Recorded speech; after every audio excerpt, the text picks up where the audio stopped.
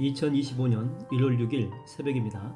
하나님 말씀은 창세기 23장 7절에서 16절입니다. 아브라함이 일어나 그 땅 주민 헷 족속을 향하여 몸을 굽히고 그들에게 말하여 이르되 나로 나의 죽은 자를 내 앞에서 내어다가 장사하게 하는 일이 당신들의 뜻일진데 내 말을 듣고 나를 위하여 소알의 아들 에브론에게 구하여 그가 그의 밭머리에 있는 그의 막벨라 굴을 내게 주도록 하되 충분한 대가를 받고 그 굴을 내게 주어 당신들 중에서 매장할 소유지가 되게 하기를 원하노라 하매 에브론이 헷 족속 중에 앉아있더니 그가 헷 족속 곧 성문에 들어온 모든 자가 듣는 데서 아브라함에게 대답하여 이르되 내 주여 그리 마시고 내 말을 들으소서. 내가 그 밭을 당신에게 드리고 그 속의 굴도 내가 당신에게 드리되 내가 내 동족 앞에서 당신에게 드리오니 당신의 죽은 자를 장사하소서. 아브라함이 이에 그 땅의 백성 앞에서 몸을 굽히고 그 땅의 백성이 듣는 데서 에브론에게 말하여 이르되 당신이 합당히 여기면 청하건대 내 말을 들으시오. 내가 그 밭 값을 당신에게 주리니 당신은 내게서 받으시오. 내가 나의 죽은 자를 거기 장사하겠노라. 에브론이 아브라함에게 대답하여 이르되 내 주여 내 말을 들으소서. 땅값은 은 400세겔이나 그것이 나와 당신 사이에 무슨 문제가 되리이까. 당신의 죽은 자를 장사하소서. 아브라함이 에브론의 말을 따라 에브론이 헷 족속이 듣는 데서 말한 대로 상인이 통용하는 은 400세겔을 달아 에브론에게 주었더니. 하나님 말씀을 증거하겠습니다. 미국에 유학을 다녀온 어떤 생각이 깨어있는 교수가 미국 사장들의 장점을 잘 연구해서 봉사하는 의미로 한국의 사장들을 훈련시켜줍니다.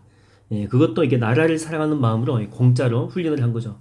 근데 한 1000명 정도 모일 거라고 예상을 했는데 10분의 1인 한 100명 정도만 모였고 그 100명도 막 지각하고 늦게 오고 또 도중에 또 왔다 갔다 하기도 하고 아무튼 그 수업 끝까지 진행하는데 남은 사람은 10사람도 안 되었습니다. 결국에 그 세미나는 실패로 마감을 했죠. 그래서 안 되겠다 싶어가지고 전략을 바꾼 것입니다. 그러면서 신문에 광고를 읽게 냈습니다. 3박 4일 동안 실시하고 선착순 100명만 딱 받을 것이고 수강료도 개인당 500만원. 엄청난 가격이죠. 이렇게 광고를 낸 것입니다. 그랬더니 광고 낸 지 며칠 만에 100%가 이 100명이 다 찬 거예요. 그 100명도 이제 수업을 하는데 얼마나 수업 태도가 좋은지 모릅니다. 또 진지하고 또 질문도 많고 나중에 강의 평가도 얼마나 좋게 해주는지 몰라요. 또 그 강의를 들었던 어떤 사장은 이게 자기만 알 게 아니고 자기 회사 임원들에게도 해주면은 너무 좋겠다고, 너무 좋은 강의라고. 그래서 그에게 강사료 합의까지 했다라고 합니다. 강의 내용이 바뀐 게 아니죠. 단지 바뀐 것은 돈을 받고 했느냐, 공짜로 했느냐 그 차이일 뿐입니다. 여러분이 공짜라고 해가지고 다 좋은 것 아닙니다. 아무리 내용이 좋아도 이 공짜는 공짜만큼만 내게 가치가 있는 거죠. 오늘 이 본문에서 아브라함은 아내 사라의 무덤을 구하기 위해서 에브론의 막벨라 굴을 사겠다라고 이야기합니다. 근데 평소에 아브라함을 잘 알고 있던 그 땅 주인이 공짜로 주겠다라고 하죠. 이게 얼마나 감사한 일입니까? 이 땅을 이렇게 팔아주는 것만도 감사한데 그냥 공짜로 주겠다라고 하니까 얼마나 좋은지 몰라요. 근데 아브라함은 그걸 거절하죠. 대가를 지불하겠다. 정당한 대가를 지불하겠다라고 합니다. 왜냐하면 만일에 공짜네 하고 덥석 받았다면 이게 나중에 이제 문제가 될 수 있습니다. 왜냐하면 이게 부동산을 공짜로 남에게 줄 경우에 당사자가 이렇게 죽은 후에 그의 후손들이 공짜로 준 땅을 다시 돌려달라고 요구할 수가 있기 때문에 그런 것이죠.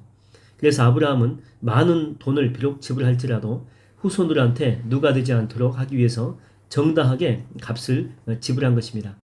그래서 나중에 이제 아브라함이 산 바로 이 굴로 된 무덤에 아브라함 내외가 이렇게 묻히게 되고 나중에 또 이삭 내외, 그의 아들 내외죠. 이삭과 리브가. 그 다음에 또 그 아들 그 야곱이 있죠. 또 야곱과 그 첫째 부인이 레아 아닙니까? 라헬이 아니고 그 레아 내외. 그러니까 이 3대가 이렇게 묻히는 그런 은혜를 받게 됩니다. 여러분이 공짜는요, 공짜만큼만 가치가 있습니다. 우리가 기도할 때 보통은 하나님께 이게 뭘 달라고 이렇게 많이 기도하죠. 근데 우리도 이 공짜를 무진장 좋아합니다. 물론 이 구원이라고 하는 것은 우리에게 공짜로 주십니다. 값없이. 왜냐하면 그 가치가 너무 크기 때문에 우리 공로를 얻을 수가 없기 때문이죠. 근데 주님은요, 어떤 기도 제목은 대가 지불을 원하실 때가 있습니다.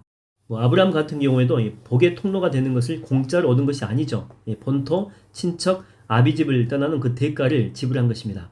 그 마리아가 천으로 임신하는 대가를 또 지불했지 않습니까? 그렇기 때문에 그의 삶과 인생 가운데 복이 임했다라고 하는 거죠. 어떤 사업하는 분이신데 이분이 사업에 성공해가지고 그의 연말에 자기가 이제 개인적으로 벌어들인 그 수입을 보니까 순수익이 2억 5천만 원이었다고 합니다. 순수익이죠. 근데 이분이 이 중에 이제 5천만 원을 들고 중견기업의 사장으로 계시는 분에게 찾아간 거죠. 그래서 그분한테 5천만 원을 드리면서 사장님이 제가 이렇게 사업할 수 있도록 조언도 해주시고 아이템 선정부터 아이디어까지 주셔가지고 제가 여기까지 올 수가 있었습니다. 그러면서 은혜 감사하다라고 드린 거죠. 이렇게 뭐 대가치고는 엄청나게 큰 돈 아닙니까? 그랬더니 이제 그분이 내가 지금까지 수많은 사람들한테 조언하고 도와줘가지고 사업을 해가지고 성공한 사람들이 많이 있었는데 자네같이 은혜를 갚기 위해서 온 사람은 처음이라는 거죠. 이 사장님은요 돈이 엄청 많기 때문에 그분 입장에서 5천만 원은요 큰 돈도 아닙니다. 그러나 받은 은혜를 그냥 넘기지 않고 대가 지불을 위해서 이제 그 사람에게 찾아온 거잖아요.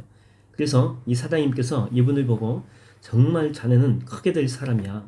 이렇게 입이 닳도록 고마움을 표시하고 칭찬하더라는 거죠. 그러면서 내가 자네한테 이번에 우리 회사 작업 프로젝트가 몇 개 있는데 그 전부 다 자네한테 다 맡기겠다는 거예요.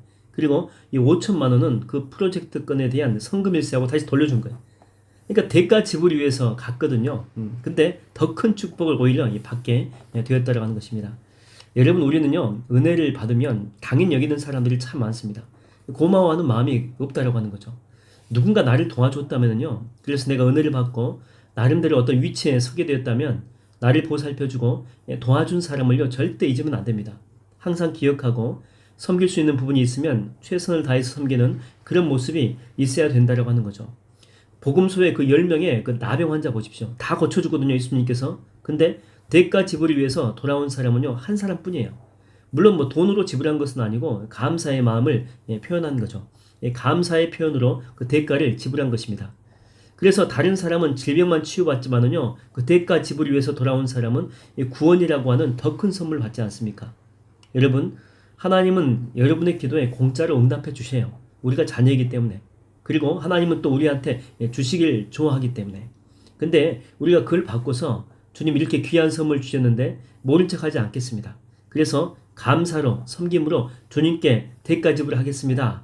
라고 한다면 주님은 더 큰 선물 주지 않겠습니까? 그래서 여러분 적어도 오늘 하루만이라도 주님의 은혜에 어떻게 보답할까? 아니면 이웃에게 어떻게 이 큰 은혜를 내가 흘려보낼까? 이런 고민과 섬김으로 그리고 실천함으로 하루를 이렇게 보내보십시오.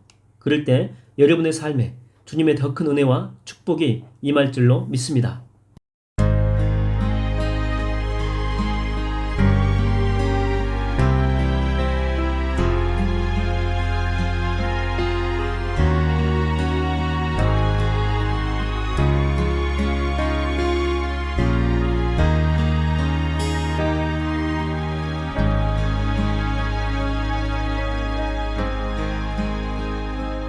어둠 속 헤매이던 내 영혼 갈 길 몰라 방황할 때에